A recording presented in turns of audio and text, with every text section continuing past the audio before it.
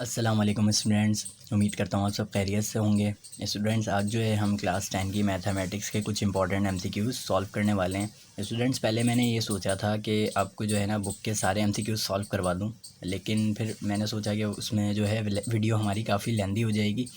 तो मैंने क्या करा, मैंने आपके जो है हर चैप्टर से कुछ इंपॉर्टेंट एमसीक्यूज़ जो मुझे लग रहे थे वो मैंने निकाल लिए।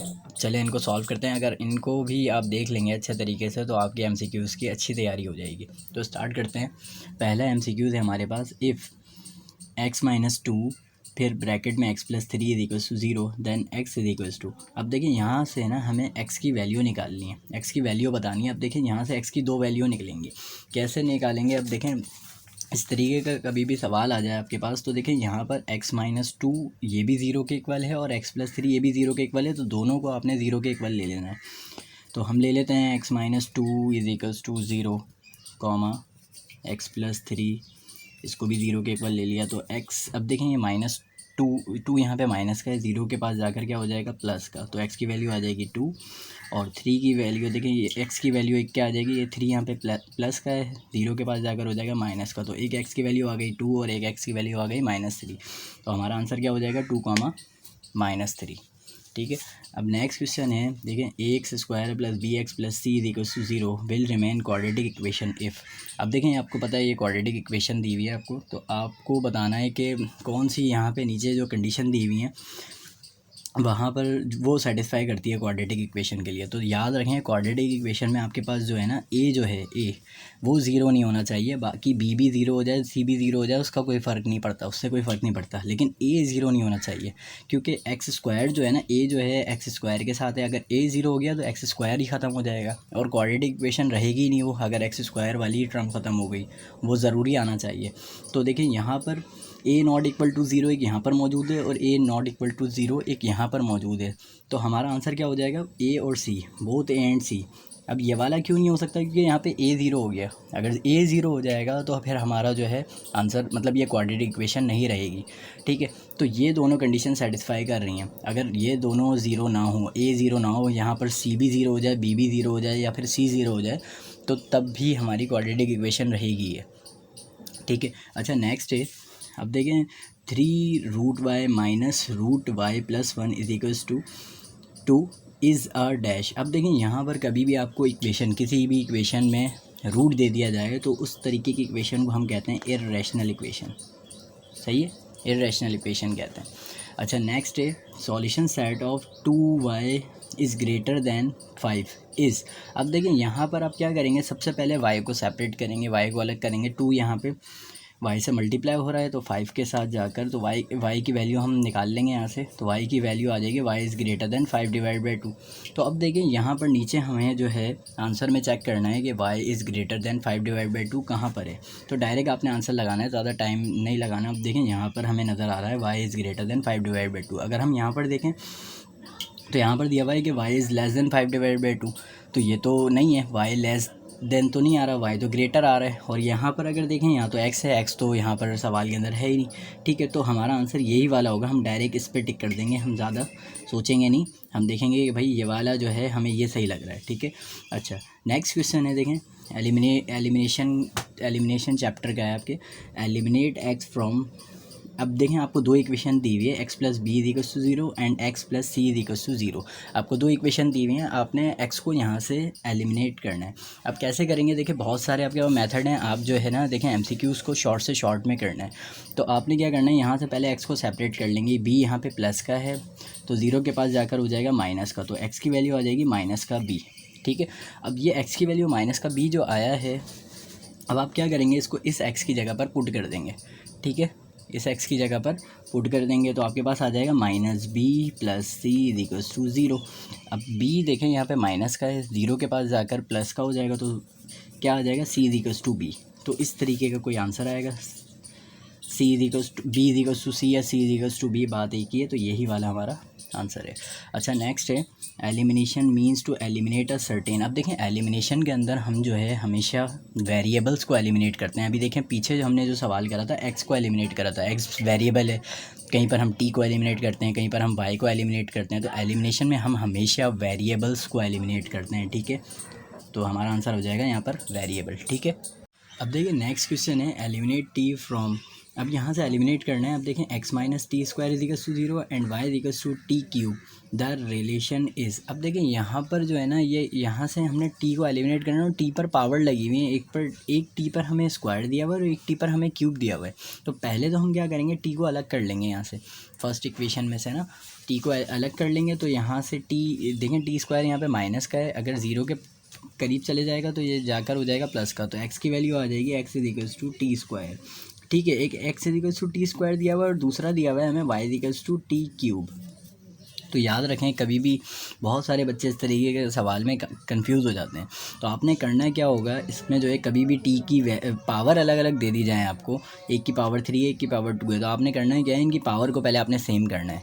तो पावर को सेम कैसे करेंगे, देखिए टी को अगर हम यहाँ पर क्यूबिंग ऑन बोथ साइड कर दें और यहाँ पर अगर हम स्क्वायरिंग ऑन बोथ साइड कर दें तो 2 3 6 हो जाएगा और 3 2 6 हो जाएगा, तो फिर सेम हो जाएगा। फिर हम आराम से इसको सॉल्व कर लेंगे। तो हम यहाँ पे क्यूबिंग ऑन बोथ साइड कर लेते हैं, तो यहाँ पर क्यूब लगा देंगे, ठीक है, और यहाँ पर हम स्क्वायर लगा देंगे, ठीक है। तो अब क्या होगा, यहाँ पर ये हो जाएगा एक्स क्यूब इजिकल्स टू, अब ये 3 2 हो जाएगा 6, 2 3 6, फिर ये वाई स्क्वायर आ गया और यहाँ पर भी हम इनको मल्टीप्लाई कर लेंगे तो यहाँ पर भी टी के पावर 6 हो गई।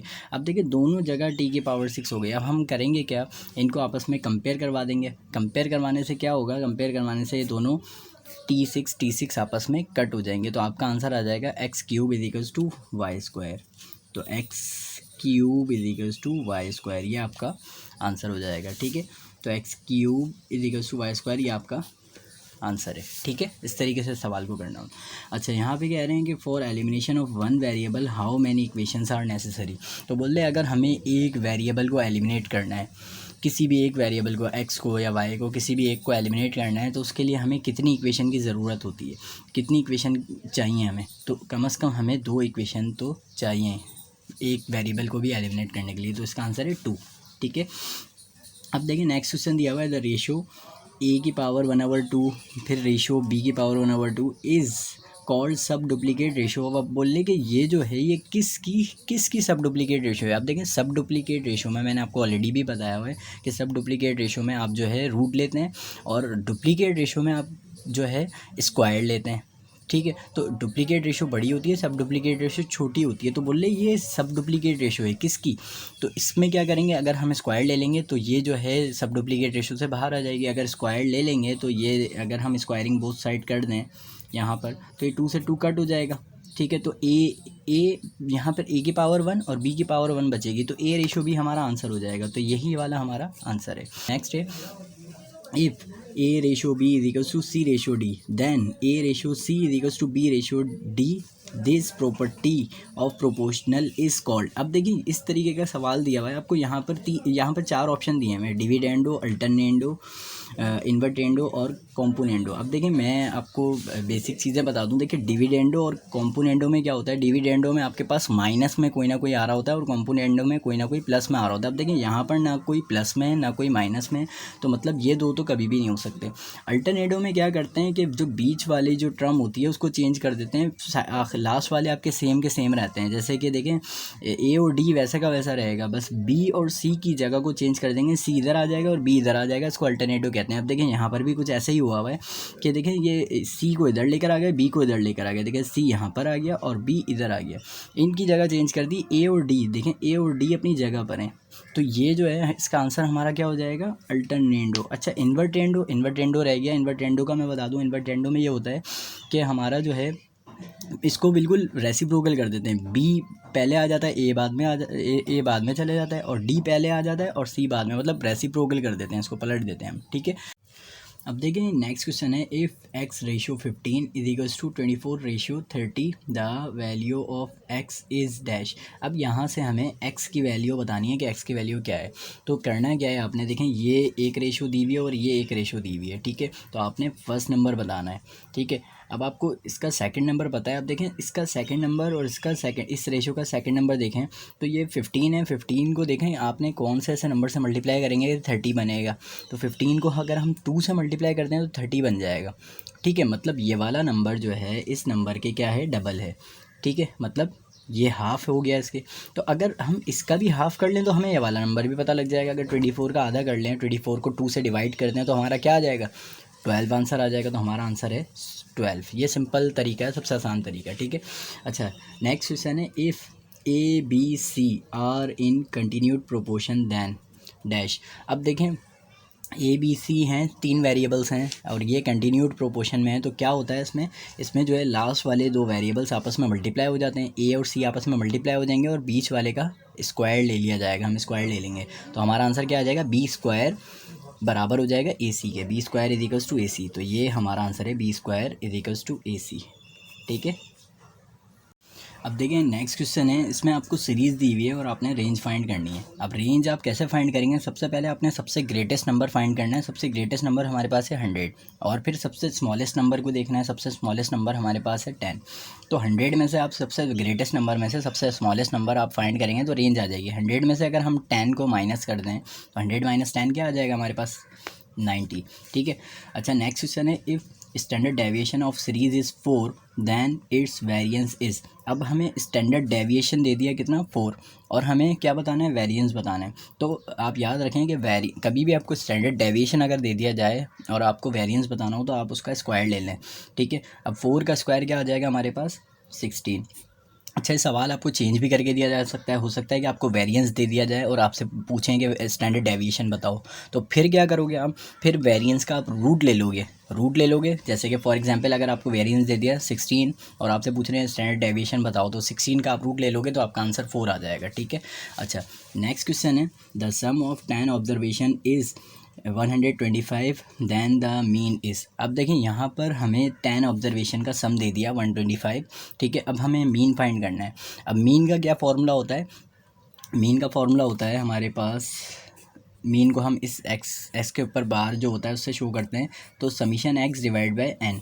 ठीक है, अब समीशन एक्स मतलब टोटल सम हमें कितना दिया हुआ है नंबर्स का, उन नंबर्स का सम दे दिया हमें 125 और टोटल हमें ऑब्जर्वेशन कितनी है 10। तो 125 डिवाइड बाय 10 क्या आ जाएगा हमारे पास, 12.5। ठीक है, अच्छा नेक्स्ट क्वेश्चन है, अब देखें अगेन हमें एक सीरीज़ दी हुई है और हमसे पूछ रहे हैं द मॉड इज़। अब देखें मॉड निकालने का तो बहुत ही आसान तरीका है कि आपके पास जो नंबर सबसे ज़्यादा बार आ रहा है तो वही आपका मॉड है। तो मतलब सबसे ज़्यादा बार नंबर हमारे पास क्या आ रहा है, 4 2 टाइम्स आ रहा है, बाकी कोई भी ऐसा नंबर नहीं है जो 2 टाइम्स आ रहा हो, तो हमारा आंसर हो जाएगा, मॉड हो जाएगा 4। ठीक है, अच्छा अब नेक्स्ट क्वेश्चन है, a triangle having no side congruent is called dash triangle. अब बोल रहे कि एक ट्राइंगल है जिसकी एक भी साइड इक्वल नहीं है, सारी साइड्स जो हैं उसकी अनइक्वल हैं, तो उस तरीके के ट्राइंगल को हम क्या कहते हैं। तो देखिए मैं सारे ट्राइंगल के बारे में आपको बता दूं। एक होता है आइसोसेलेस ट्राइंगल। आइसोसेलेस ट्राइंगल वो ट्राइंगल होता है जिसकी 2 साइड्स इक्वल होती हैं। ठीक है, फिर होता है हमारे पास स्केलिन ट्राइंगल। स्केलिन ट्राइंगल वो ट्राइंगल होता है जिसकी एक भी साइड इक्वल ना हो। और देखें यहाँ पर पूछा भी यही गया है कि a triangle having no side congruent is called dash triangle, तो वो उसका आंसर हो जाएगा स्केलिन ट्राइंगल, एक साइड भी बराबर नहीं है। अच्छा, फिर होता है इक्विलेटरल ट्राइंगल। इक्विलेटरल ट्राइंगल वो होता है जिसकी तीनों साइड्स इक्वल हो।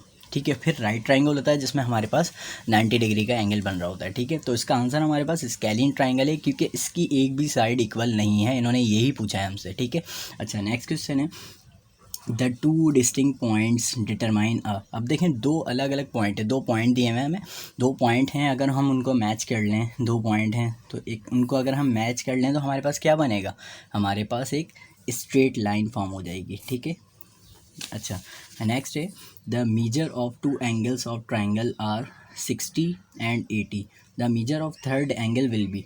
अब देखें हमें एक ट्राइंगल है जिसके 2 एंगल्स दे दिए और हमें थर्ड एंगल बताना है उसका। अब आपको पता है कि ट्राइंगल के तीनों एंगल का जो सम होता है वो 180 डिग्री होता है। ठीक है, तो क्या करेंगे, हम इन दोनों को सम करेंगे, पहले इन दोनों को ऐड करेंगे और 180 से हम सब्ट्रैक्ट करवा देंगे। तो देखें 80 + 60 हमारे पास कितना हो जाएगा, 140, और 180 में से हम 140 को सब्ट्रैक्ट करवा देंगे तो हमारे पास आंसर क्या आ जाएगा, 40। ठीक है, अच्छा देखिए नेक्स्ट क्वेश्चन है, the bisector of interior angles of triangle are. अब ये याद रख लें, the bisector of interior angles of triangle are, ये कहलाता है कॉनकरेंट। ठीक है। अच्छा, नेक्स्ट सवाल है, in right angle triangle the sum of squares of measures of leg is equal to the square of dash. अब देखें ये सवाल है, इसमें क्या करना है, इसमें ये कह रहे हैं कि हमारे पास दो साइड हैं, दो साइड का स्क्वायर लेकर उनको ऐड किया जा रहा है, वो किसके स्क्वायर के बराबर है। अब देखें हमने एक फार्मूला पढ़ा था, अगर आपको याद हो, हाइपोटेन्यूज का स्क्वायर बराबर होता है परपेंडिकुलर के स्क्वायर के प्लस बेस के स्क्वायर के, ठीक है। तो ये दोनों का स्क्वायर लेकर आपस में ऐड होकर किसके बराबर बन रहा है, हाइपोटेन्यूज के स्क्वायर के। तो हमारा आंसर क्या हो जाएगा, स्क्वायर ऑफ हाइपोटेन्यूज, ठीक है। अच्छा, नेक्स्ट है, angle between radius and tangent of a circle इस। अब ये याद रखें कि रेडियस और टेंजेंट ऑफ अ सर्कल के बिटवीन जो एंगल बनता है, देखें रेडियस क्या होता है कि हमारे सर्कल के सेंटर से लेकर किसी भी सर्कल के कोने तक का डिस्टेंस, फॉर एग्जांपल यहाँ से लेकर यहाँ तक का इसका डिस्टेंस, ये रेडियस हो गया। और टेंजेंट क्या होता है, टेंजेंट वो लाइन होती है जो सर्कल के बाहर से सर्कल को टच करती हुई जाती है, ठीक है। तो इन दोनों के बिटवीन जो एंगल बनेगा वो बनेगा 90 डिग्री का। तो इन दोनों के बिटवीन जो एंगल बन रहा है क्या बन रहा है, 90 डिग्री। तो याद रख लें, टेंजेंट और सर्कल के टेंजेंट और रेडियस के दरमियान जो एंगल बनेगा वो हमेशा 90 डिग्री का बनेगा। अच्छा, नेक्स्ट है, the line segment whose end points are any two point of a circle is called. अब याद रखें कि सर्कल के किसी भी पॉइंट पर दो लाइनें मीट कर रही हैं, किसी भी पॉइंट पर, सेंटर से नहीं कहा, अगर ये सेंटर से कह देते तो ये हमारा हो जाता डायमीटर। अगर ये सेंटर से बात कर देते तो बोल रहे कि किसी भी पॉइंट पर सर्कल के दो लाइनें मीट कर रही हैं तो उसको हम कहेंगे कॉर्ड। याद रखें, अगर किसी भी पॉइंट पर आ जाए तो कॉर्ड कहेंगे हम, और अगर सर्कल के सेंटर की बात आ जाती है तो फिर डायमीटर हो जाता है ये, ठीक है।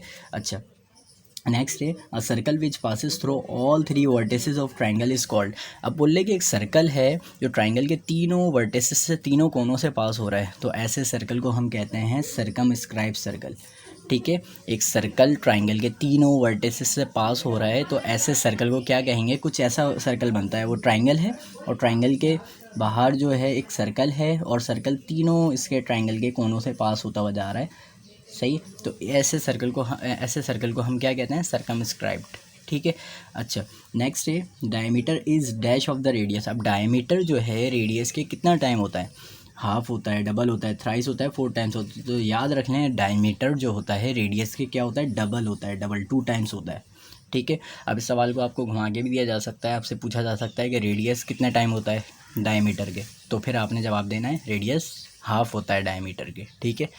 अब देखिए नेक्स्ट क्वेश्चन है, sine square 60 plus cos square 60 is equals to. अब देखें हमने एक फार्मूला पढ़ा था, sine square theta plus cos square theta is equals to 1। अब देखें दोनों साइन का एंगल और कॉस का एंगल दोनों सेम हैं, अगर ये दोनों सेम आ जाएँ तो आपने डायरेक्ट आंख बंद करके आंसर लगा देना है 1।